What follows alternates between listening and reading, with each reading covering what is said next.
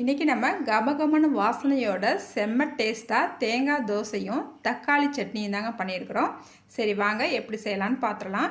இப்போ அரிசி ஊற வைக்கிறதுக்கு 1.5 கிளாஸுக்கு புழுங்கல் அரிசி எடுத்துக்கலாங்க. அதுக்கப்புறமா அதே கிளாஸ்லேயும் 1/2 கிளாஸுக்கு உளுந்து எடுத்துக்கலாம். இப்போ இதில் ரெண்டையுமே நல்லா தண்ணி ஊற்றி நல்லா 2-3 தடவை நல்லா கழுவிக்கலாம்.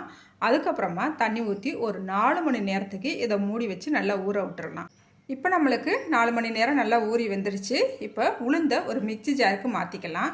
மாற்றிட்டு இது கூடவேவும் நல்லா வடித்த சாதம் ஒரு 1/2 கிளாஸ்க்கு எடுத்துகிட்டு உளுந்து கூடயே சேர்த்துட்டு கொஞ்சமாக தண்ணி ஊற்றி இதை நல்லா வலுவலுன்னு அடித்து ஒரு பாத்திரத்துக்கு மாற்றிக்கலாம். அடுத்து நம்ம அரிசியும் மிக்சி ஜாருக்கு மாற்றிக்கலாம். மாற்றிட்டு ஒரு 1/2 மூடி தேங்காய் எடுத்துக்கிறேன்.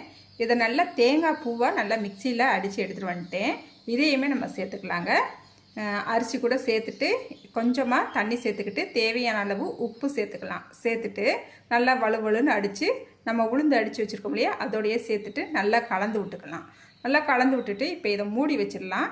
ஒரு 12 மணி நேரத்துக்கு அப்புறம் நம்ம பார்க்கலாம். பாருங்கள், மாவை மூடி வச்சாச்சு. ஒரு 12 மணி நேரம் ஆயிடுச்சுங்க.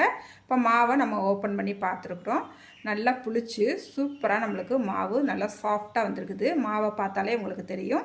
நல்லா கலந்து விட்டுக்கலாம். இப்போ இந்த மாவு இப்படியே இருக்கட்டும். கொஞ்சம் இந்த மாவு தண்ணியாக இருந்தால் தான் தோசை ஊற்றுறதுக்கு நல்லாயிருக்கும். இப்போ நம்ம தக்காளி சட்னி ரெடி பண்ணிக்கலாம். இப்போ ஒரு கடாய் அடுப்பில் வச்சுக்கிட்டு இதில் 2 ஸ்பூனுக்கு எண்ணெய் சேர்த்துக்கலாம். 10 சின்ன வெங்காயம், ஒரு பெரிய சைஸ் பல்லாரி வெங்காயம், ஒரு 20 பல் பூண்டையும் சேர்த்துட்டு நல்லா வதக்கிக்கலாம்.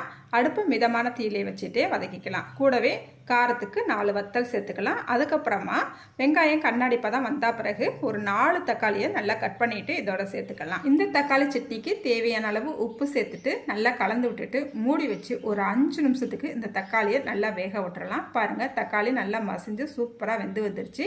இப்போ இதை ஆறவும் ஒரு மிக்சி ஜாருக்கு மாற்றிட்டு கொஞ்சம் குறகுறப்பாக அடித்து எடுத்துகிட்டு வந்துட்டு இந்த தக்காளி சட்னிக்கு நம்ம ஒரு தாளிப்பு கொடுத்துடலாம்.